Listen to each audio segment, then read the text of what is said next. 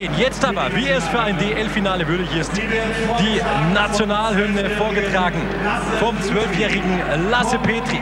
Beim Kölner Kinderchor Lucky Kids. Bitte großen Applaus für Lasse Petri.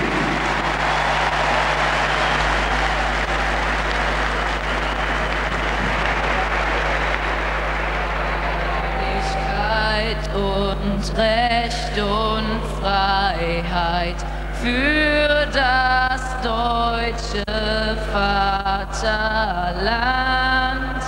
Danach lasst uns alle streben, brüderlich mit Herz und Hand, Einigkeit und Recht und Freiheit sind des Glückes Unterpfand. Blüh im Glanze dieses Glückes, blühe deutsches Vaterland. Blüh im Glanze dieses Glückes, blühe deutsches Vaterland.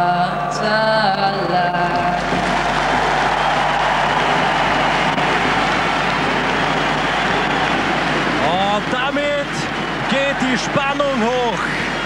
Nur noch wenige Momente bis zum Bulli-Wurf zu diesem dritten.